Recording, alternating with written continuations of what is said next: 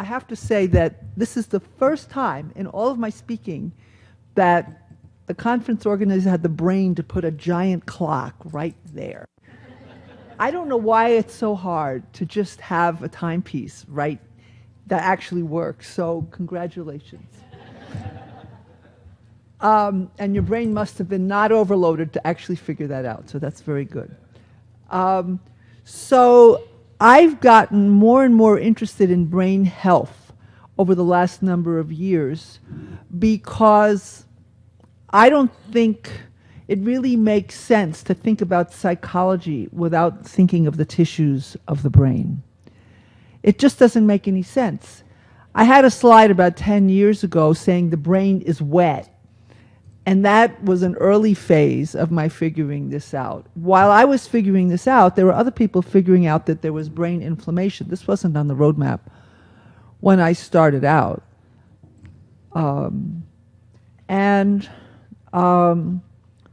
It's really progressed and progressed to the point where I am totally obsessed with this, and I'm going away this week to be with some friends, an osteopath and her partner who's had concussions, to spend a week looking at the tissue problems in brain injury, which honestly have an amazing amount of parallel with the things we're learning about the brain in autism.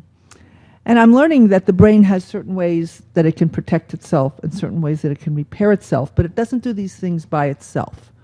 You need to, I mean, it does, but most of us don't have the resources coming into our body to help the brain do it right. So what I'm going to do is try and pass this on to you, and it's not only about biology, it's really about exactly what this talk title is, Reducing Brain Overload. So what I'm going to do is I'm going to go over some basic brain information in the first 10 or roughly, I don't remember how many slides, and then I'm going to go through the 10 tips. So everyday guidance from brain science. Things we know about the brain in autism and in everyone that can help you include that the brain, and I'm going to explain each of these in subsequent slides. So the brain is sensitive. The brain is a mover. The brain has rhythms at very, very rapid time scales, like milliseconds, daily rhythms, seasonal rhythms. The brain is wet and alive. The brain cells drive what the brain does. The brain is brilliant. The brain is flexible. And the brain can repair itself sometimes and with help. So what do I mean the brain is sensitive? First of all, the brain organizes sensory information. Information comes in through various channels, visual, auditory, sound waves, photons, tactile sense, and the brain processes it into the experiences that we're aware of. And the brain is capable of processing great subtlety. And this is something that you can cultivate. There's a law that I learned from the great Moshe Feldenkrais, who was a bodywork genius in the 20th century. I've been studying with a student, Anat Banyel, the Weber-Fechner law. And what it means is when you're touched, the softer the touch, the smaller the degree of difference that you can feel. So if you wham something, it takes a lot to feel whether it's a harder or a softer wham than the other time, but it's very soft. You can learn to perceive differences, and this has actually a lot of implications for how people learn. At the same time, the brain is delicate and vulnerable, and so the brain can make sense of signals, but noise and problems can get in the way of that sensitivity. The brain is a mover. It organizes movement. That's a huge part of what the brain does. Organizes our relationship to gravity, our safety, especially as a two-legged organism where you can fall over pretty easily. It has its own intrinsic movements and pulsations in the brain.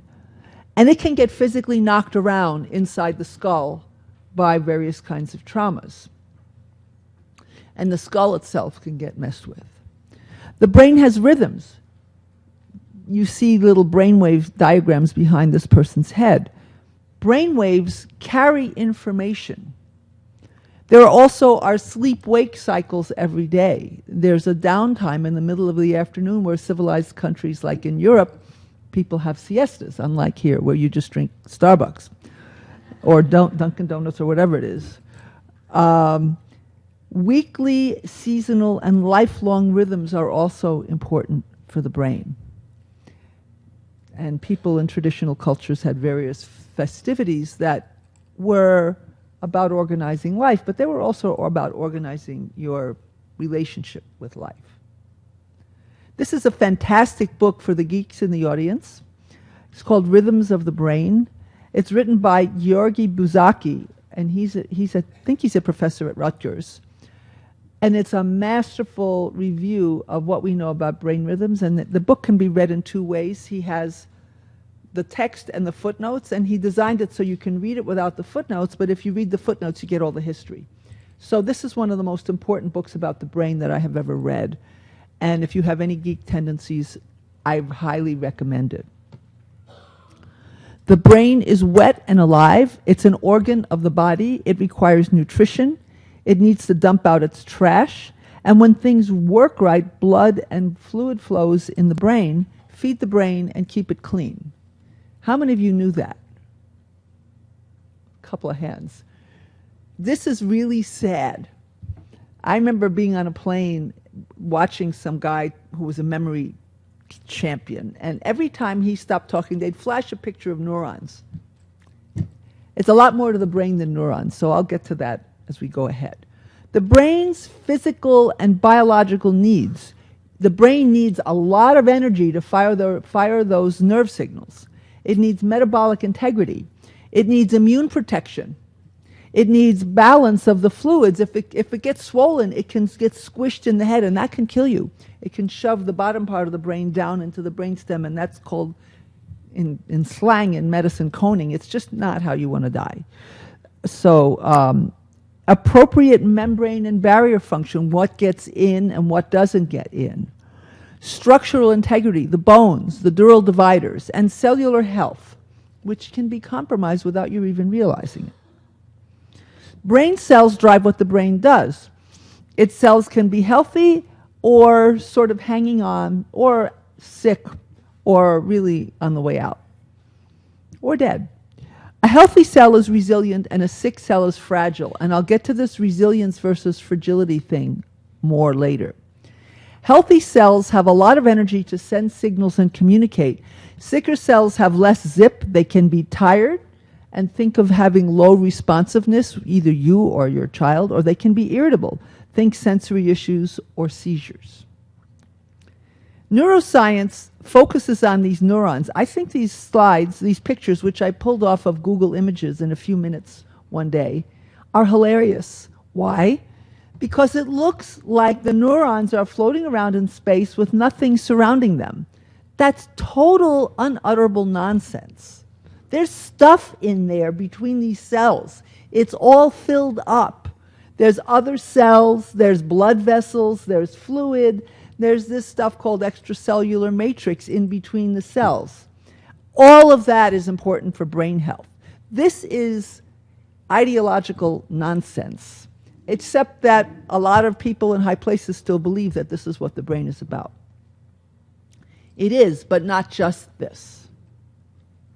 There are also glial cells. Glial cells take up, there are 4 to 10 times as many glial cells in the brain, and I told you, those of you who were here yesterday, I mentioned that glial cells used to be considered female when they were thought not to be very important, and now the science writers are using the male gender, and so they don't have a gender, but you know, people use the gender word. It's very revealing how they use it. There's something which people have called the tripartite synapse. Phil Hayden at Tufts is one of these people. Neurons and astrocytes work together. So here, can you see my cursor? You've got the synapse, 2 neurons, one sending neurotransmitters to the other, but it's surrounded by a glial cell. And the glial cell cleans up the stuff after the synapse is done. It provides a safe environment. It provides other metabolites and so forth. So this, even though most of autism genetic research has been looking for genes related to neurons, this synapse wouldn't get anywhere without healthy glial cells. And that's really important, and it's just coming in the last few years.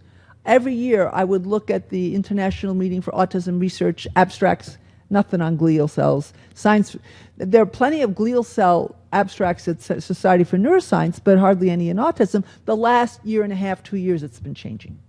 There's a great guy at Stanford, Ben Barres, who actually used to be Barbara Barres. And you can trace it back. And he actually, in the article on women and the glial cells, he's actually a great advocate for women in science, because when he already had become Ben Barres, somebody said to him, you know, you're a much better scientist than your sister Barbara. And, you know, he really took a lot of crap when he was a female neuroscientist graduate student, postdoc, and then he became a male, you know. So he's seen both sides, so he's a big advocate for women. The brain is brilliant. There are more connections in the brain than there are atoms in the universe. We barely know the full potential of the brain.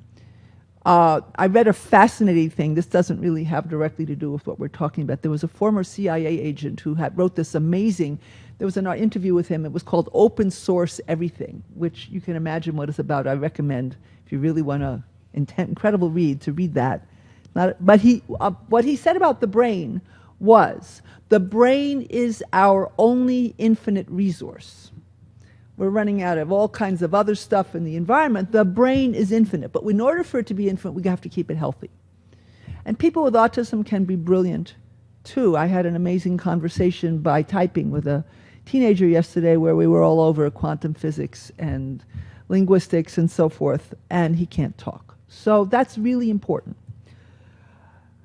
Brain is flexible. Like I just said, the brain is an infinite resource. I get ahead of myself. And the brain thrives on variety and options. It doesn't like to do the same thing over and over again. The brain gets bored.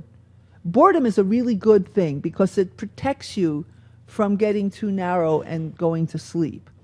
The brain loves to have many ways to get things done, each with its own feeling or flavor. And that means so does your kid or you.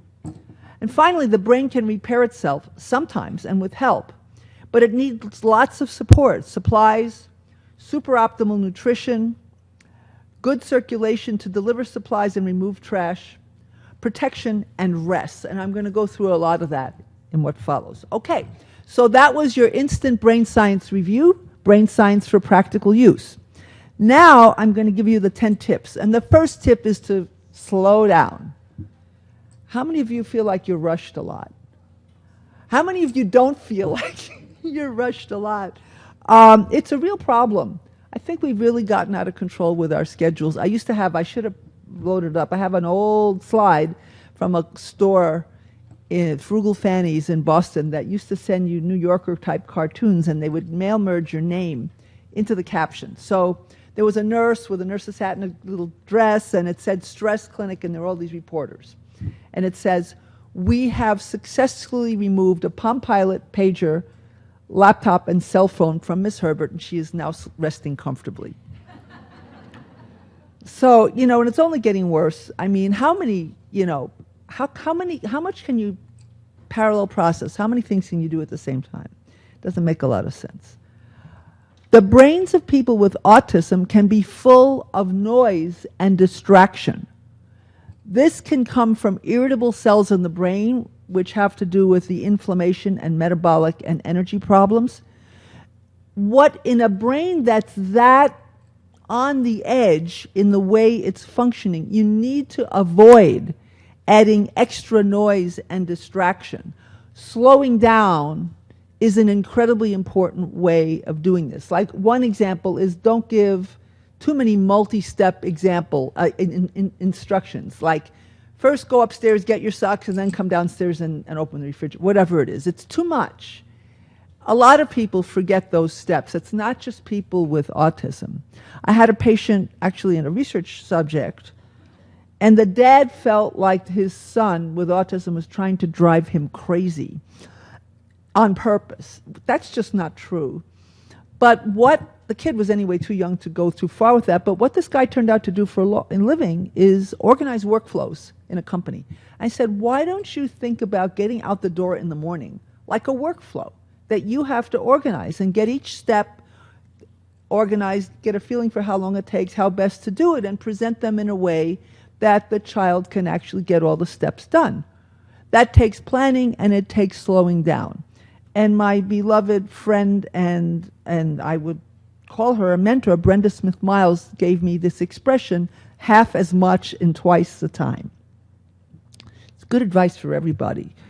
Bandwidth. You recognize the bars on a phone. This is my simulation of them.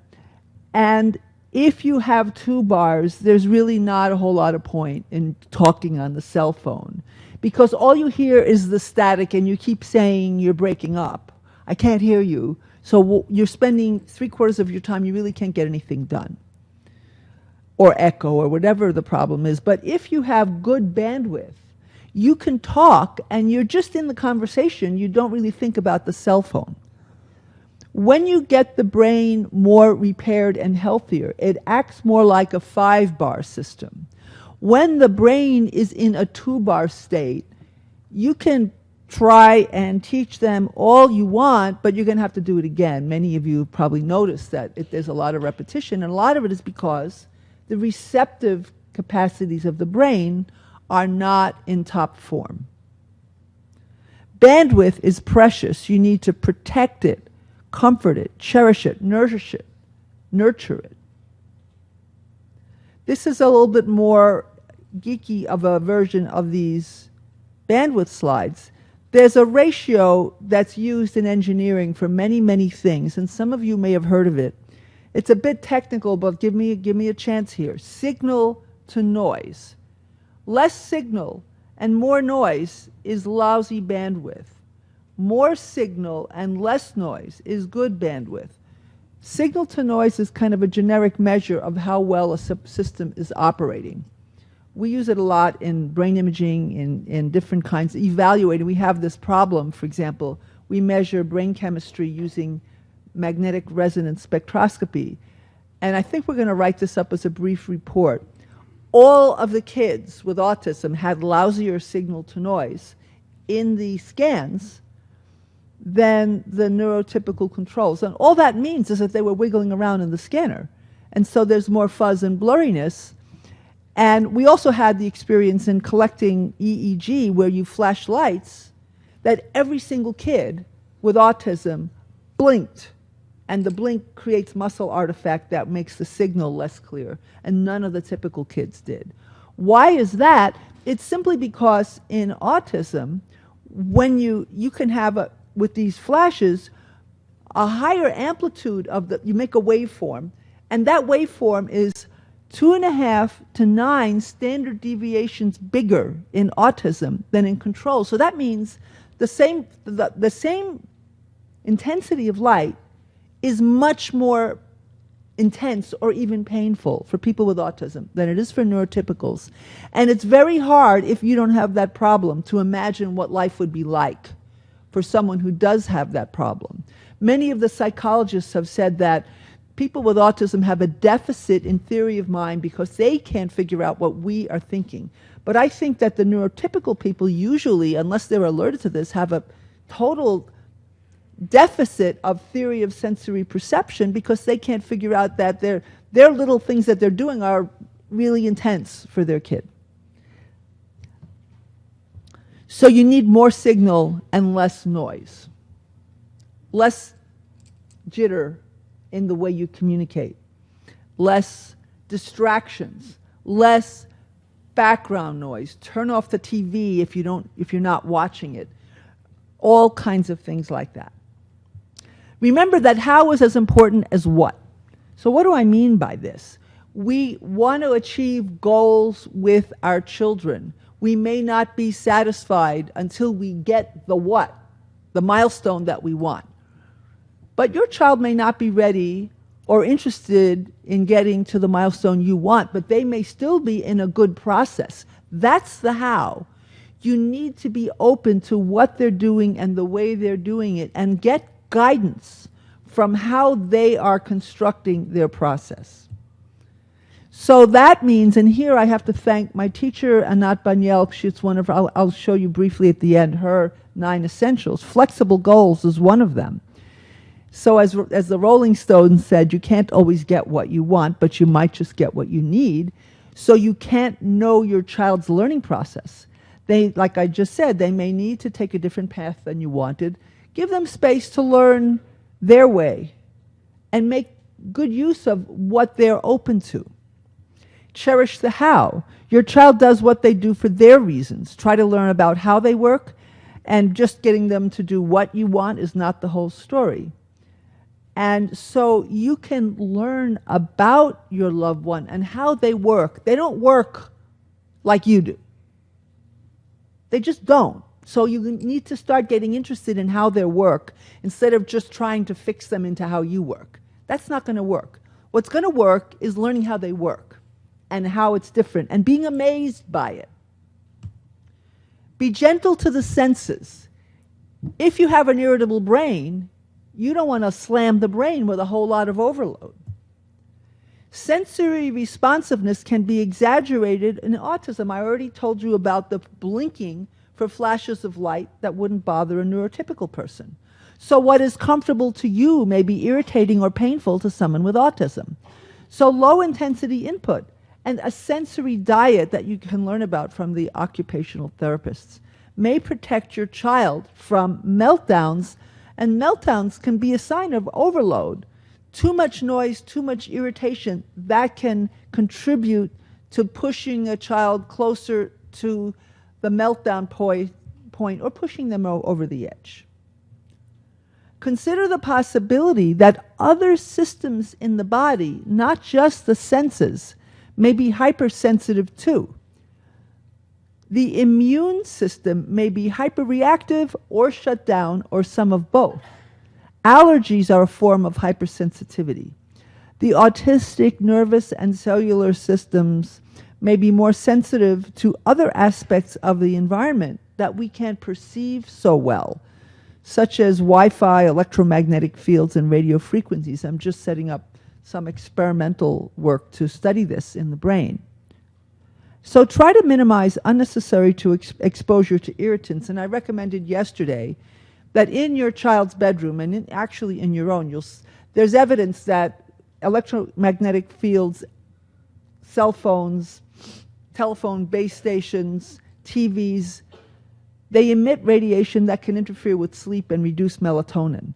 Melatonin is a sleep-promoting hormone. It actually does a lot of other really important things, and it tends to be low in autism, sometimes for genetic as well as environmental reasons.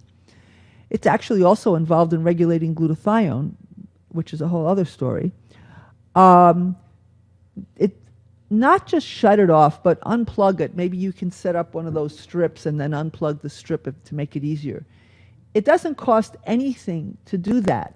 And as you'll hear from me in just a bit, sleep is more important than we ever knew based on new science coming down the pike. 4, resonate. Set a soothing, harmonious tone. I found this great picture online where you have two brains communicating with each other, and one of the things that makes us love music is that we get into a rhythm not only in ourselves but with each other. And this is entertainment music, sacred music. Many things have involved sophisticated approaches to resonance. We actually have data showing that the way the resonance frequencies above the stimulus are different in children with autism. We're just getting that. It's under our papers under revision. So the next time I talk, I'll probably be able to talk about that more. Learn to be a person who comes into a room and just calms things down. Now, that isn't the easiest thing in the world. Just set it as a goal that you're going to achieve over time. Having a calming effect on others is something you can learn, and cultivating equanimity will strengthen your calming skills. Being calm gives space for others to be calm too. It sets a tone. Know that your loved one's nervous system and brain will greatly appreciate your efforts to resonate calmness. Now, years ago, actually when I was in medical school, I took training in a form of hypnotherapy called Ericksonian hypnotherapy, and one of the things that you do in that is you learn to go with your client's breathing rate, and then you very gradually slow it down, and then they start to slow it down. And it's amazing what openness can occur. And I also do this with animals. One time my niece was grooming her pony with her teacher, her riding teacher, and I was standing there with the pony. I was doing my slow Ericksonian stuff. And suddenly, the pony just dropped his head. I basically went into a trance. And the teacher's like, "What did you do?" Animals, and I do this all the time. I love to do this with animals. You just touch them. Most people go, and they scratch them. You really slow and really small. They're like, "Whoa, what's that?" And it's a great way to calm animals down if you're really into it. They just are so interested in feeling themselves that way when they're touched like that. So resonance has something to do with rhythm, and as I said, our brains are rhythm sensitive. Being in resonance with someone means having many channels of sensitivity open, not just focusing on the thing you want, noticing if someone's comfortable, noticing how they're breathing, noticing if they're flushed, if their eyes are dilated. You don't necessarily notice all these things, but you can start to cultivate that sensitivity to the many, many different dimensions of someone you're with. You can learn to have a lot of information flow across these channels, and you can develop a common rhythm, like I already mentioned with my Ericksonian breathing example. Resonance gives people space to tune into themselves and blossom. People with autism need a lot of space to feel safe and blossom, and they withdraw very easily when they're overwhelmed. So this is a particularly important point. This is a picture which kind of looks like a brain of electrical signaling, and hopefully yours not as jagged as that, but more like waves. Now, the opposite of resonance is dissonance, unpleasant noise, and disharmony. Dissonance is the sound equivalent of grinding gears or chalk squeaking on a blackboard. It's when one set of vibrations are out of sync with another. Dissonance can be overcome by figuring out how to move toward harmony. When dissonance persists, it can be stressful. Support resilience. This is a critical point. I mentioned I'm starting a new clinic yesterday, and the center is Body Brain Resilience Center. I think resilience is the most important thing, and you'll hear why. Here's a definition of resilience. And this is from the dictionary, so it's going to get more specific about what we're dealing with here in a minute. Resilience is the ability of a substance or object to spring back into shape. Like when you pull the elastic, it bounces back. After the elastic is worn out, it loses its bounce back. And more generally, the capacity to recover quickly from difficulties or toughness. I'm not quite sure about toughness, because you don't want rigidity. Tough is good, rigidity is not resilient. Resilience is the foundation of well-being. How well you bounce back, how far back you are from the edge of the cliff. If you're right near the cliff and the wind comes the wrong way, you're going to fall over. You want to be far back from the edge of that cliff, which is why I said yesterday that every choice should be a healthy choice as much as you can. How strong of a buffer zone you have in the face of injury or attack is what resilience is about. Resilience means dynamic balance. It's not a fixed balance because the world is always changing. Resilience means you can change and adapt without losing your bearings. You want the ability to change, not just to be stable in one place, because the minute it changes, it doesn't work. There was a study of athletic training, and there were two groups, and in one group, the coach had everybody throw the ball the same way over and over. And in the second group, each time it was a little different. And at the end of 6 or 9 months after the training, I don't remember the exact details, The group that had had the more varied training had retained much more, and their skills even immediately progressed more than just drilling rotely. I think, and this is again something I learned to emphasize from the Anat Banyel method, variety. One of the problems people have in the motor dimension is they don't have enough variety, and we have to, particularly in autism, and you need to help people have more ways of doing things. Resilience requires resources and coordination. Resources include social, psychological, and economic components such as skills, information, money, and other means, and social support. They also have biological dimensions like a robust, and robust is another word like resilience, that's very basic. Robust metabolism, robust immune system, and robust nutritional support. The opposite of resilience is fragility, being fragile, and instability, being unstable. Fragility means vulnerability, means you can be knocked over by a feather. It means it's easy to fall apart and hard to come back from it. Instability means going from one extreme to another, hard to hold it together, and a lack of stable equilibrium. Do you recognize the features of fragility and instability in your loved one, and maybe even in yourself or others? These are things you can work to overcome by building resilience. In autism, resilience is challenged at many levels. Body cell health problems, brain cell health problems. Together, these lead to brain function glitches. That makes it slower to learn skills. Stress and overwhelm result, and when you're stressed and overwhelmed, you have challenging behaviors. This is consistent with systems biology, and it's a vicious circle because anything that makes one part worse goes around and makes the whole part worse.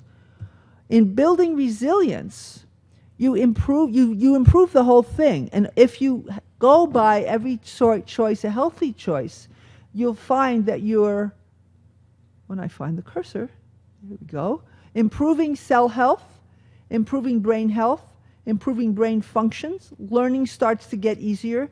There's less stress and more bandwidth, and better learning and better behavior. And all of these things can lead to a positive cycle, a virtuous cycle, and more resiliency and capability emerges. That's whole body brain health. So reduce body burden. Body burden refers to the burden of things that have gotten into your body and not gotten out that aren't good for you. And that includes toxicants and other things. Body burden means the accumulation of unhealthy substances in the body. Toxicants that we're exposed to through air or water or foods or products, whatever, can be stored in fat, bone, connective tissue, fluids. They can be stored in organs, including brain, liver, kidney, heart, muscle, our gut microbiome. Body burden interferes with or distorts the healthy functioning of our body systems. It distorts our chemistry, our immune function, and our hormonal systems. It distorts our organs, including brain. This is a problem. This problem is not recognized at this level in conventional medical practice today. I hope that changes because the hundreds of millions, if not billions, of people who have chronic health problems have them to a significant degree because of body burden, and I hope we get with the program and start dealing with it more. Genes and environment. This thing, here's genes and here's environment. Genes are important.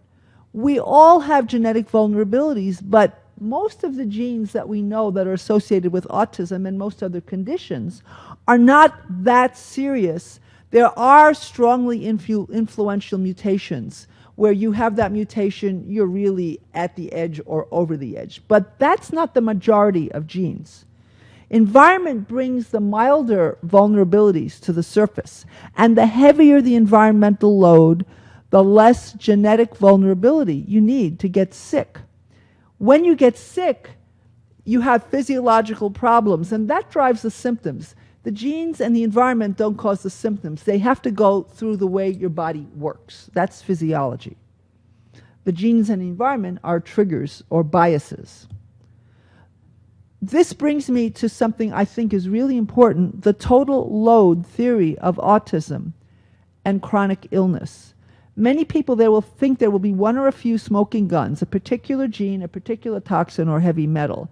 And if we can just deal with those few things, everything else would be fine. I don't think there are that many people who think that, but still a lot. I don't think it's that simple.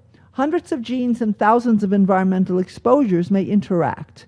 They may target our physiology in similar ways, and the total accumulation is what overwhelms our system. There are tens of thousands of substances that mess with your mitochondria. You don't need a high dose of any one of those, just a whole lot of them spread out, and it all messes up the same system. Noxious exposures leads to more fragility, toxicants, radiation, noise, infection, stress. Poor defenses lead to less resilience. So if you don't have enough of the nutrients that your body needs to run its protective systems, if you have weak social supports, poor lifestyle choices, damaged microbiome, and genetic weak spots, that all leads to poor defenses and less resilience.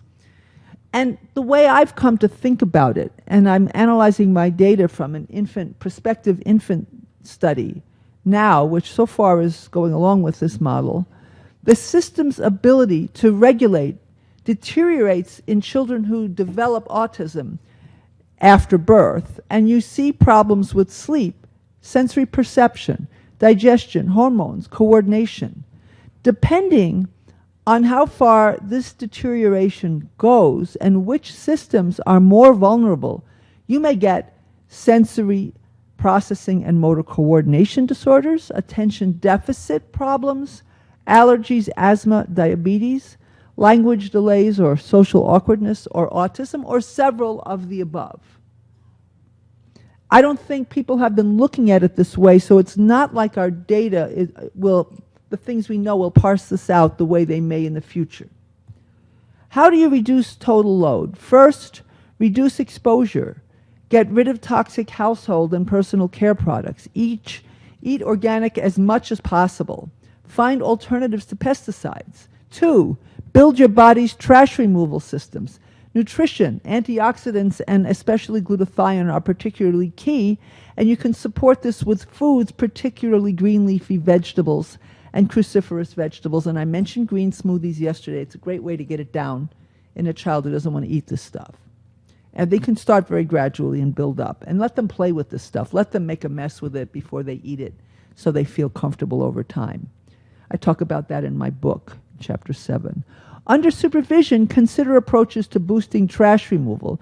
And I'll just talk about natural products here like chlorella, modified citrus pectin, and ground flax or chia seeds. They can bind toxins in the gut and help eliminate them. Many people, and people who are already fragile, like people with autism, may not tolerate more aggressive detox. So you have to be careful. If someone is getting worsening of behaviors, it may be that you've moved stuff around and it's actually becoming more irritating to them. So you need to be careful with this. Glutathione has come up a lot. It builds resilience by protecting cells from environmental and inflammatory stress, but it is often low in autism as well as in most other chronic conditions. It's made in the liver from 3 amino acids, and glutamine, cysteine, and glycine, and it's vital for detoxification. It mops up toxins and free radicals from oxidative stress. It's the body's most potent antioxidant and the most abundant antioxidant in the brain. We have evidence that it's low in the body and a little bit now also in the brain, and hopefully I'll be able to add to that from glutathione brain imaging to study it more and also study how it changes. I'm dying to do a diet study using this stuff. Reduced glutathione is the active form, GSH, and oxidized is the used up form, GSSG, and that becomes important to this slide, and the top of the slide has fallen off the page. It says vulnerability to toxins and stress with low glutathione. So in what you see here, enough glutathione of active compared to used up form So if you get hit with a toxic or stress insult, you kind of take a dip, but you bounce back. But here, and I really need to make this slide again because the Microsoft arrow makes it look like you go back, but you really don't. You take a big dip and you may not bounce back. And I suspect that in many cases of regression, this is one of the things that happens. You just don't come back as easily. Glutathione is a final common pathway. It's depleted by thousands of toxins, oxidative stress, infection, inflammation, and electromagnetic fields. As I already said, small exposures of any one thing can still add up to a substantial depletion of resilience from your antioxidant resilience if you lose a good body reserve of glutathione. 7, help the brain dump its trash and catch up. Reduce brain noise. As I already said, healthy brain cells are more sensitive to signal because they have less intrinsic noise. Sick cells generate noise, and I'm about to get to that. Sick cells produce noise that gets in the way of signal, so you want to support brain health to increase signal and reduce noise. Now, this is a technical slide. Please listen to me carefully. I'm going to explain the whole thing to you. The inflammation in the brain creates cellular noise that interferes with information processing. So that's the take-home point. How do I get there? Look at this. This is a blood vessel. The red blood cells and the blue things are white blood cells. When there's inflammation in the bloodstream, the blood-brain barrier can be breached, and inflammatory factors as well as cells can get into the brain tissue. Here you have a picture of an astroglial cell, remember the glial cells, and a microglial cell, and they're big and puffy. This one hasn't gotten puffy yet. And you see these arrows, which you probably can't read the type, but they're egging each other on to produce irritating, excitotoxic chemicals that are both toxic and irritating, excitatory. And here, tryptophan is driven to something called quinolinate, which is incredibly irritating in the brain. Here, so this is what it says here, excitatory chemicals are created by activated glial cells. This astroglial cell you see, and you had seen earlier in the tripartite synapse, the glial cell surrounding the synapse. These little yellow balls are glutamate. That's the excitatory neurotransmitter that happens during signaling between neurons. And normally after a synapse, the astroglial cell has these little filaments in there and mops it up right away. But when the astroglial cell is tied up being inflamed or fighting off oxidative stress or infection, it doesn't mop up the glutamate. So the glutamate hangs out in there and just keeps irritating the neurons. And so the normal housekeeping functions of glial cells get neglected. You have a reduction of brain repair chemicals like BDNF, and you start damaging the oligodendroglial cells, which insulate the white matter with myelin. So this can cause irritation, noise, and over time damage to the brain. So this is a very important slide to understand. I want to tell you that this came from a paper on depression, but there's a huge overlap between what we know about cellular changes in depression and what happens in autism. Nutrition and the brain is really important. Good nutrition supports the physical structures and the processes of the brain. It also supports the resolution of inflammatory processes. For those of you who are old enough to remember record players, remember a record skipping and going kapoop, kapoop.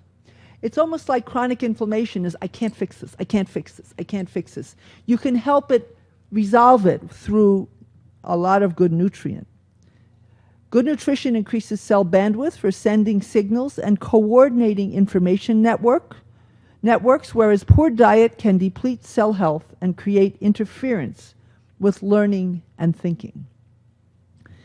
One day, I was thinking when I was writing my book, and I had talked to Mickey Ashner, a neurotoxicologist who was at Wake Forest at the time. I think he's at Einstein now. He said astrocytes are the brain's garbage collectors.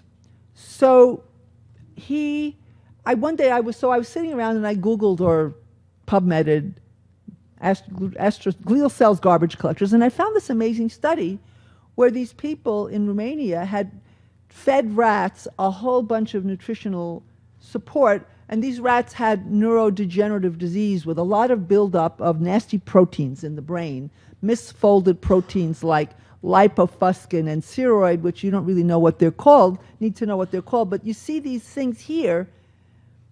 Each one of these is a glial cell, and the white inclusions are, they've chowed down some of the proteins in the brain. Here you see a blow up, and you have one of those cells taking it to the curb, the blood vessel. This is an electron microscope picture. And here you see the brain is dumping the trash into the blood vessel. So you're actually seeing garbage collection, pick up, and drop off in the brain. So I think that's really amazing to know that the brain can take out its own trash. I did not learn that in medical school, but I learned it by searching the literature. Astrocytes are trash collectors, and the toxicants and other trash accumulate in astrocytes. The astrocytes take them in to protect the rest of the brain from them. But they can only take so much, and the more they have in them, the less they function. And when they're stuffed with trash, they can't do their other jobs very well. And I already showed you they're not being able to mop up the excitatory glutamate. But they, like I said, when they are working, they can get rid of a lot of that trash. One thing I mentioned earlier, here's a picture. So here you have a neuron and another neuron, glial cells and other cells. There's all this stuff in between, and that's called the extracellular matrix. I'm sorry things are somewhat off the screen. There was a formatting issue. There are all kinds of sulfated proteins and carbohydrates in here, and sulfur mops up bad stuff. Bad stuff sticks to it, and then you filter it out. This is a support structure. It filters the fluids in the brain. That's really important. It's previously not been given much attention. People are now studying it in multiple sclerosis. This is another thing where I keep monitoring the literature. Autism and extracellular matrix. I know a guy in London, in England, who wants to study this. He's having trouble getting brain tissue. He's a specialist in extracellular matrix and has a child with autism. So he's really interested in studying this. Here you see the tripartite synapse, the glia and the neurons, but the extracellular matrix plays a role too. So people are talking about the tetrapartite or four-part synapse.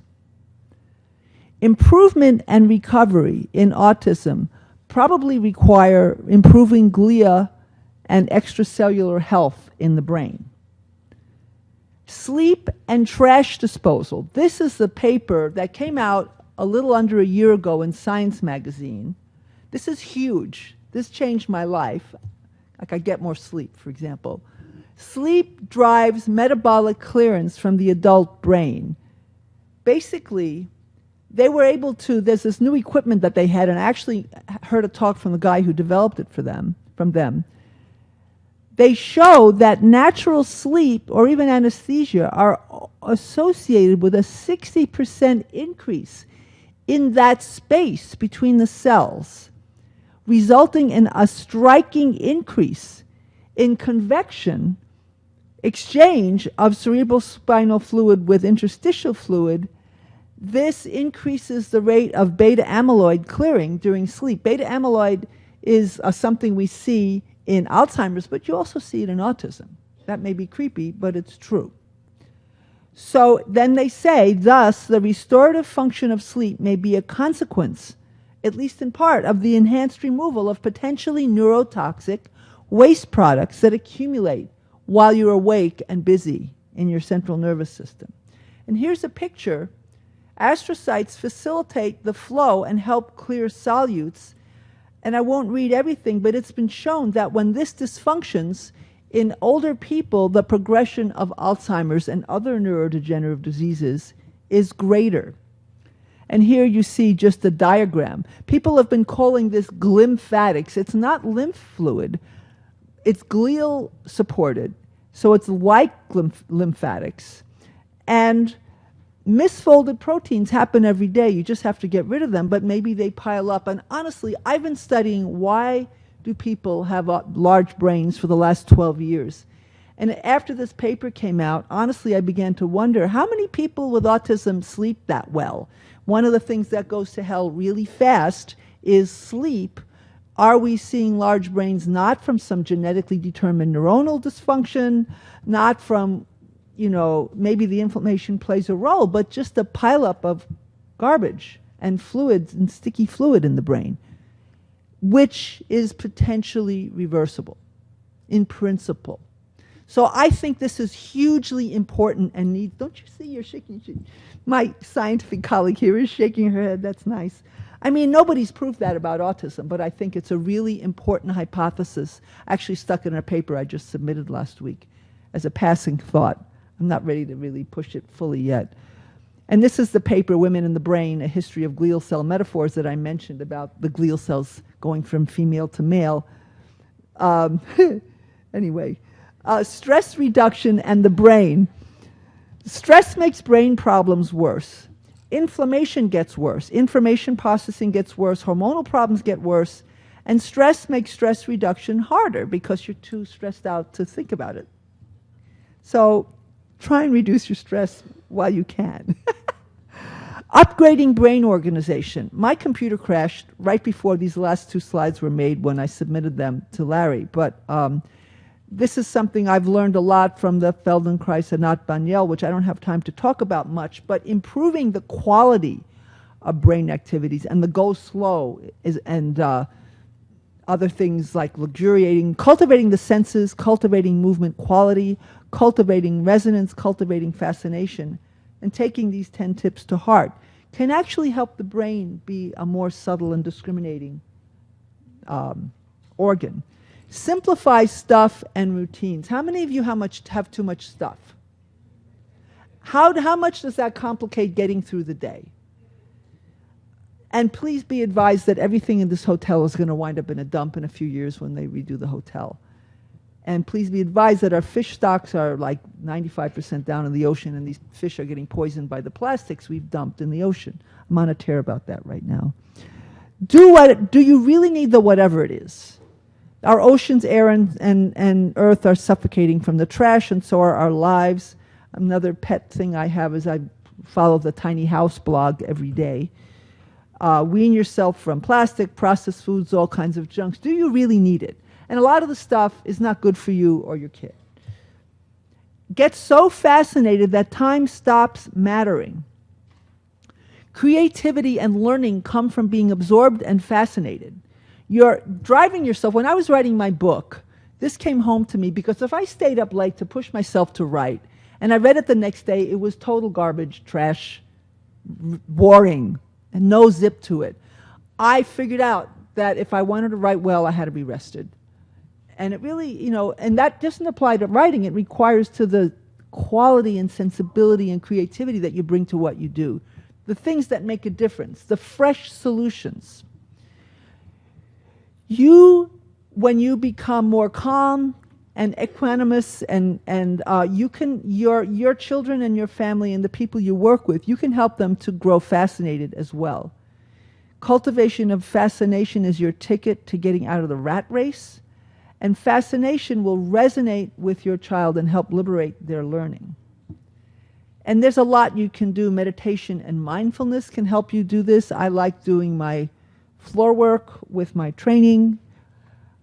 Finally, use your mental zoom lens to make space in your brain. So what do I mean by this? When little things bother you, which it's easy to have it happen, think big. Think of long-term objectives. Let your imagination and dreams pull you forward. Visualize the feeling of what you're aiming for and trust that you're going to figure out how to get there. Think of the world's big problems and how you are on the frontier of creating new solutions by thinking freshly. And we together are on the frontier of creating new solutions for autism that the establishment is telling us are not possible, but we see the possibility in our experience. Think of your local and virtual communities and how many people are in situations similar to yours, and look for support more broadly. Look for fresh ideas in new places, like me going off to traumatic brain injury to come back with more information about the brain for autism. And when big things bother you, zoom down and bless the little things. Don't overgeneralize. Remember the particulars that make each situation unique. Don't awfulize. If you say, I always, na na na na na, that's baloney. You don't always anything. That's a story in your head, not reality. The stories are what cause so much trouble. There's a fantastic teacher, a regular American woman who had a spiritual awakening and has a lot to teach about this. She's spoken at Autism One, Byron Katie, and I recommend you read her work and go to some of her workshops. She's been involved in, like I said, autism. And she really takes apart your stories mercilessly. She said there are no new stories. We all torture ourselves in similar ways. Find little things you can do. Find little things that are blessings and make a difference in something concrete and specific. Count time each day for counting blessings, the gifts in people and situations you've been in. You can even just keep a quick list, a simple list of the good things and the gains each day. Each situation, no matter how challenging, has valuable lessons, useful information, potential opportunities. So stay alert for all of these dimensions, and you know this is actually good for your brain, not just for your life. So in summary, I actually propose as a scientist that autism is the breakdown of resilience, that it's a process that goes on a moment-to-moment basis where you can't do all the things that you could do if you were more resilient. You have a loss of flexibility in the repetitive and restricted behaviors. This seems logical to be not a specific trait, but just what the brain does when its resilience is diminished. Problems recognizing facial emotion or faces. It could come from a reduction in the brain's ability to coordinate all the information that the face provides, the eyes, the mouth, all of the amazing muscles that where a subtle shift will tell you that the person is thinking or feeling something. That's a lot of overwhelm for people with autism, and that the overwhelm part may be, at least in part, related to the loss of resilience at all of the levels of the brain, the cells, the molecules, and upwards. Problems communicating, problems in marshaling sufficiently complex resources, like the words you want in the right time, or the ability to coordinate all the incredible movements in your mouth. I once saw a video of a live MRI watching the way the tongue moved as someone was talking. That is complicated. And if you have problems coordinating movement, why would that be easy?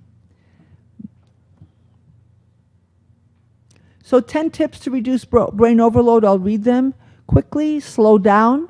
Remember that how is as important as what. Be gentle to the senses. Resonate. Set a soothing, harmonious tone. Support resilience. Reduce body burden. Help the brain dump its trash and catch up. Simplify routines and your stuff. Get so fascinated that time stops mattering, and use your mental zoom lens to make space in your brain. I also want to mention that Anat Banyel's book, Kids Beyond Limits, is organized, and there's also her book, Move into Life for Adults. But Kids Beyond Limits is organized around her 9 essentials, which include slow, variation, flexible goals, enthusiasm, imagination, a lot of the stuff I said, but I work it into a more brain physiology state. Her book and my book came out the same day, and we are working on research together. I found there's an amazing mathematician studying autism who has done a statistical characterization of movement problems in neurological conditions, which perfectly explains what she does in her work. And this is actually, I think the numbers are not on there, but the 10 tips from my book, The Autism Revolution, that you can download for free from the homepage, autismrevolution.org. Going for the extraordinary. You can't control your genes, but you can control their expression. repair and support cell cycles, get gut and immune on your side, build better brain health, which I've talked here, calm brain chaos, which is about reducing the noise. Join your child's world, that's about being fascinated. Love, rejoice, and make breakthroughs. Lead the revolution and do it for yourself, your next baby, your family, and the world. And a recipe for improvement, for chaos, is poor food, few nutrients, many allergens, lots of toxins and infectious issues, lots of stress, pressure, too much too fast, while good bandwidth and rich organization, excellent food, high nutrient density, minimal allergens, minimal toxic and infectious burden, love, learning, respect, sensitive sensory input, and savor each moment. And that's my book again, and some other the websites, Autism, Why and How for the intellectuals, and the Transcend Research Program. My new clinic will be called the Body Brain Resilience Center, www.bodybrainresilience.com, and you can sign up for announcements. And finally, I didn't say anything about this, but I'm working on a movie called Canary Kids, where we will be tracking 14 kids getting better over 18 months, not just autism, but the other chronic conditions, allergy, asthma, not the other, some other, autoimmune, obesity. And you can watch our trailer, and I want to tell a story from a mom whom I can't see in here, but I think you're in here somewhere, who came up to me, and I met her and her friend on the bus, on the shuttle, on the way to the airport at Autism. There you are, hi.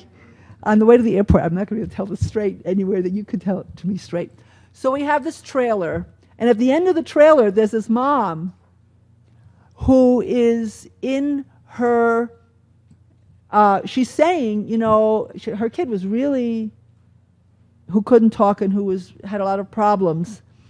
And she's saying, because the trailer is like 6 minutes. It's at www.canarykidsmovie.com. And first we go through the whole problem of the toxins on the planet, and then we show people and what the getting better process has been for them.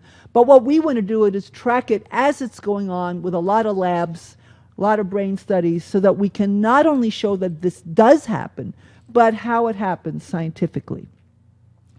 So this mom is saying, well, I was in my car taking my son to school, and he'd been doing better, and I hear this voice in the back seat from the car seat saying, thanks, Mom. And she says, you know, whoa. And she says, no, thank you. And he says, no, thank you. No, thank you. And she says, we won.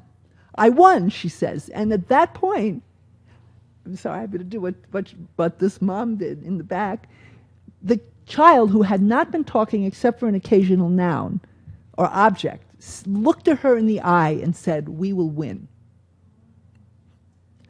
So remember that, you will win too. We can do it. It's really important. It's scientifically plausible that you can organize treatments for your child to repair your child's brain. And you'll hear more and more focused stuff about this from me and others going forward. So we can win. You can win. Thank you.